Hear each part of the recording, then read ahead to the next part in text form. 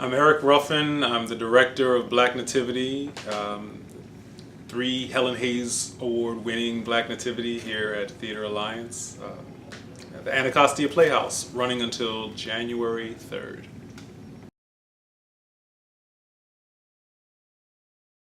Since directing Black Nativity last year, I had a production called Not About Nightingales that I directed at Howard University. I had an opportunity to rest all summer, read a couple children's books, it was good.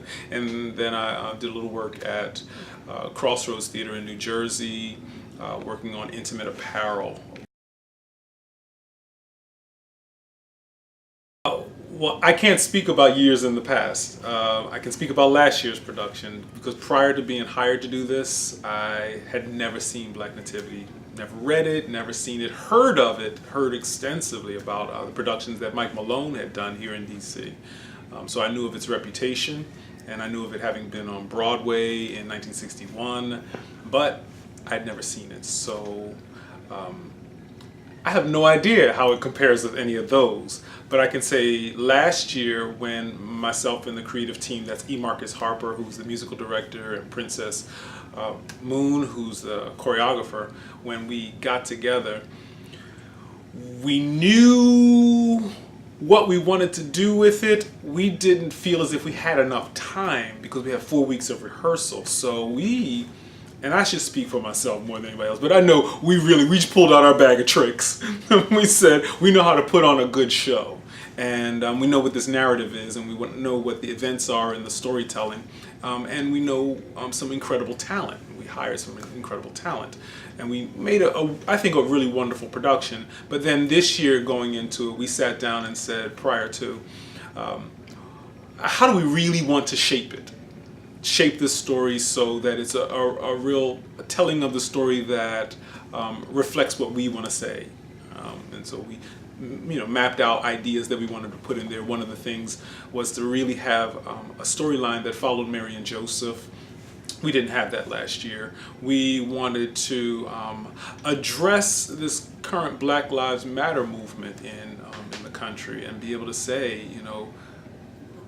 this is something that it's not just simply entertainment, that there's something that we can as a community address with Black Nativity, as so a wonderful message, but let's keep it current, which was an idea of Langston Hughes's from the very beginning. I didn't find it challenging. I found it exciting more than anything else. We just sat down and figured out where it should be in the storytelling. And you can change the music over time. Langston Hughes gives you permission to change the music so that it remains current. You don't change the text per se. And so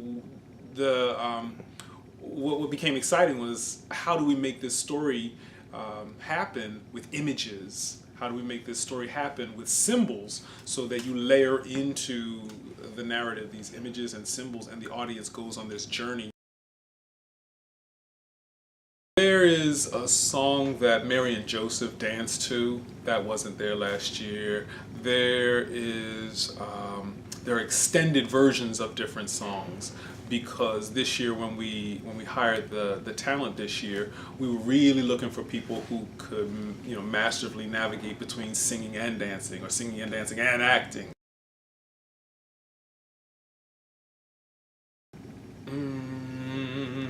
The history of it. That's intimidating, because there have been so many productions of it, and so folks have certain expectations when they go in the theater.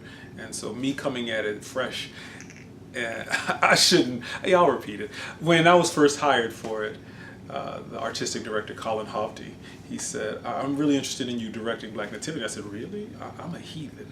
I haven't been to church since I was about 12, right? Like, regularly. He said, no, I think you'd be right for it. And I said, okay, let's make this happen. And so I think that is probably a challenge for me, has been my challenge, to make sure that I realize it with integrity, and that I guess that's the major thing, that I realize it with integrity, knowing its history, and even though we want to have a conversation that's forward and progressive, it can't be this sort of artistic thing that doesn't communicate what the essence of Black Nativity is about. That divinity lives in all of us.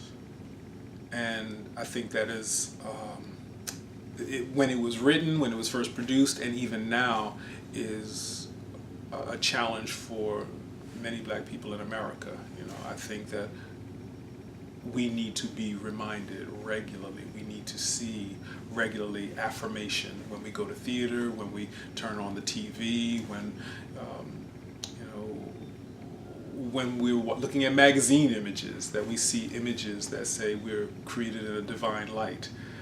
And that's what the Black Nativity does. It allows us to acknowledge what is beautiful and divine about being Black, you know, connecting the Nativity story with a Black face. It says that you were created in God's image, which is something that, you know, many folks go through life with stained glass windows that in the Garden of Gethsemane, and Christ don't look like them in those stained glass windows, and so they construe that they are not, you know, created in a divine light. So this particular production allows us to be able to say, divinity lives within me, and so then the ground that I walk on, I should take ownership of, and I'm beautiful. When it was first penned, it was called, Langston Hughes was calling it, Wasn't That a Mighty Day? And he had Alvin Ailey and Carmen de Lavalla, which was his principal dancer, Alvin Ailey's principal dancer, in the original company. And he changed the name to Black Nativity. And when he changed the name to Black Nativity, they left the company. They wanted nothing to do with a production called Black Nativity. That was 1961. We weren't calling ourselves Black. That was an insult in 1961 for someone to call you Black. And so he was progressive. He was saying something to Black consciousness, and so here we are. What's that? 40, 50, almost 60 years, 65 years away, and we're able to grapple with it in a positive way in many ways. You know, to say Black Lives Matter is a far cry from where we were in 1961. So with a musical, the story has to happen in the music. It has to happen through the music. The audience has to experience every part of the narrative musically. Whereas with a straight play, everything is happening with text. So, you have to have enough of a musical background to be able to hear certain signatures, to hear certain,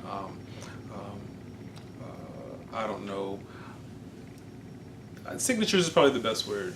Signatures and the harmonies and the discord, how things are connected, and lyrics, how the lyrics connect characters. You have to be able to hear it in the music. For Black Nativity, so you have this narrative that is the birth of Christ. And then the second act doesn't really have a storyline. So what I did was layer in images and symbols throughout. So, when we have all of the actors create a ring shout at the very beginning. Ring shout is this sort of early Negro spirituals in America, and we capture folks being in the Middle Passage, and we see everybody on this sort of slave ship, and you hear the water, and you hear the chains, and you hear the drum that's capturing the movement of the ocean. And the picture is all of the actors with their wrists together like this up above their head, and they're sort of being thrown from side to side. You say, okay, I know what that is. So it's the images, because I don't have any text to say or music to say, now we're in a slave ship. There are other moments where, we see all of the actors experience whippings, and all that you hear is the lashes, and you see the bodies, being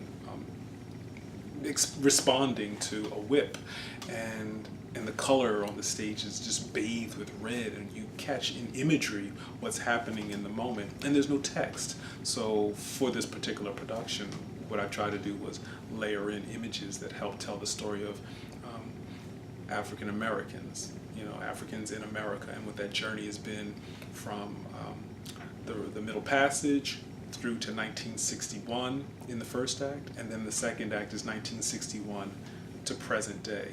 So in terms of music signatures and also in terms of imagery, we catch what that journey is for African Americans.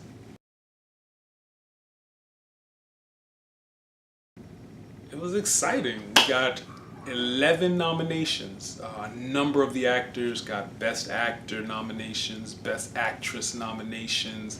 We got Best nominations, Best Choreography, Best Direction, Best Musical Direction, Best Musical. And out of the 11 nominations, we won 3. So Best Musical and Best Ensemble and Best Musical Direction to E. Marcus Harper. The short answer is that the Helen Hayes are like the local Tony Awards. Tony Awards are for Broadway, the best productions that happen on Broadway and in the DC metropolitan area. And DC has the second largest theater community in the country. There are over 120 theater companies here. And so, to win those awards means that you have been in competition with all of the other productions that have happened throughout the city, throughout the metropolitan area all year long. And it's pretty prestigious. At the Anacostia Playhouse, which is 2020 Shannon Place Southeast. It's in Anacostia. That's where it is. And what dates? It runs until January 3rd. The performances are on Wednesday through Sunday matinee. Wednesday evening, Thursday evening, Friday evening, matinee and an evening performance on Saturday, and then a matinee on Sunday. I'm Eric Ruffin, and I want to thank everyone at Quiet on the Set and invite you all to come on down and see Black Nativity.